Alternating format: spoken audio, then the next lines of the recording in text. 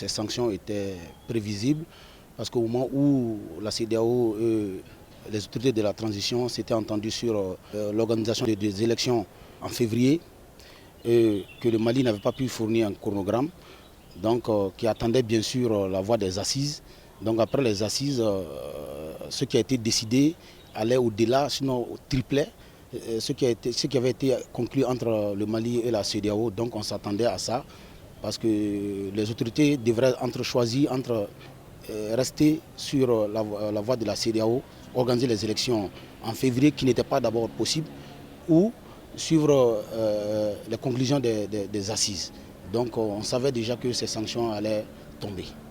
Bon, ces sanctions étant faites, il suffit d'analyser un peu ces sanctions.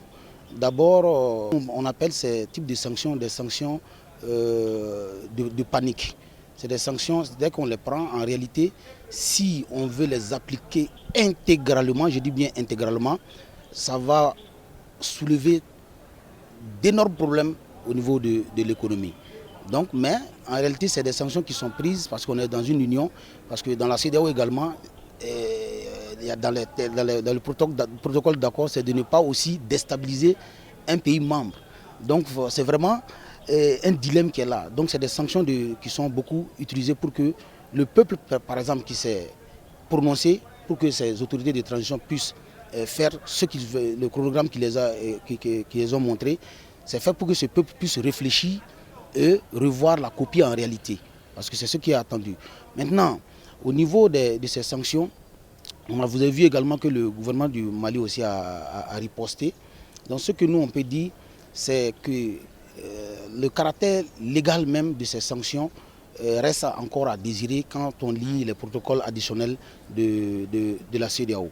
Donc aujourd'hui, si ces sanctions devraient se prendre, donc le secteur financier va être fortement attaqué. La fermeture des frontières, ça, il faut noter que ça va jouer sur les deux entités, c'est-à-dire sur le Mali et aussi sur les pays de la CEDEAO. Parce que les sanctions, c'est vrai, nous supposons que si c'est 100%, les effets négatifs, nous on peut prendre peut-être 50 ou bien 55, et puis le reste va être partagé entre les pays aussi qui prennent ces sanctions. On reste à voir aussi, est-ce qu'eux pourront supporter également. Donc c'est aujourd'hui un truc négociable. Ce sont des sanctions très lourdes contre notre pays que, de notre point de vue, une organisation à laquelle nous appartenons ne devrait pas prendre. Si nous voyons l'historique de la CEDEAO, le Mali est un des pays fondateurs de la CEDEAO. Et donc, la CEDEAO, quel que soit, ne devrait pas prendre des sanctions aussi lourdes pour aider le Mali. Parce que c'est ce qu'ils ont dit, c'est pour aider le Mali. Mais en fait, c'est pour, moi je dis, étrangler le Mali. C'est pourquoi je suis contre ces sanctions. On ne prend pas une telle sanction contre un pays frère, contre un pays membre de la CEDEAO. Si nous disons que nous appartenons à la même communauté, ça veut dire que dans les difficultés, nous devons vraiment nous entraider. Mais ce que je dis aussi, c'est que ces sanctions ne viennent pas ex nihilo. C'est-à-dire que ça ne vient pas du néant. Ça vient aussi d'un certain comportement que nos dirigeants ont eu, qui sont à l'origine de ces sanctions. Parce que c'est nous qui nous sommes engagés pour tenir les élections dans 18 mois. Et c'est la charte qui le dit. La charte a été mise en place par tous les Maliens. Et donc pour cela, non seulement nous nous sommes engagés pour tenir ces élections à date, c'est-à-dire en février 2022, mais aussi nos autorités ont constamment pris langue avec la CEDEAO et ils se sont toujours engagés pour dire que les élections seront tenues en 2022, en février 2022. Mais il faut reconnaître que rien n'a été fait dans ce sens pour organiser les élections. Donc aujourd'hui, nous sommes un peu aussi comme dans les conséquences de cette non-tenue de nos engagements. Mais qu'à cela ne tienne, je demande à toutes les populations maliennes de faire un front commun Aujourd'hui, ce n'est pas le moment de se diviser. J'appelle toute la classe politique, toutes les organisations de la société civile à se donner la main pour aller dans un même sens. Cela nous permettra aujourd'hui de pouvoir mieux supporter les conséquences des sanctions. Parce que bientôt, les effets de ces sanctions-là vont se faire sentir.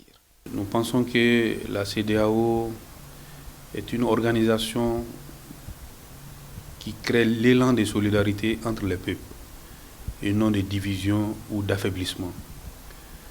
De telles sanctions à l'encontre du Mali, avec toutes les péripéties que nous vivons actuellement, à savoir le terrorisme qui ne cesse de grandir, la pandémie de Covid-19, la morosité au niveau de l'économie, c'est seulement inimaginable. Inimaginable. De telles enseignes que nous nous posons des questions. Pourquoi? Pourquoi le Mali? Pourquoi le Mali? Nous pensons que la communauté internationale et la CEDEAO doivent revoir leur copie, comprendre le peuple malien qui a soif d'une refondation, qui a soif de regarder un peu dans les rétroviseurs pour pouvoir mieux sauter pour l'avenir. Ces sanctions n'arrangent ni la CEDEAO ni le Mali. Mais ces sanctions nous éveillent, nous Maliens. Nous avons compris que l'amitié restera amitié, mais la famille demeurera famille. La famille Mali doit comprendre que nous avons besoin de nous donner la main. Les Maliens, quelle qu'en soit la difficulté, ne prendront jamais une telle sanction contre le frère malien. Aujourd'hui, nous devons nous donner la main, sortir de ça et comprendre que nos amis pourront nous assister, mais nous ne pourrons compter désormais que sur nous-mêmes.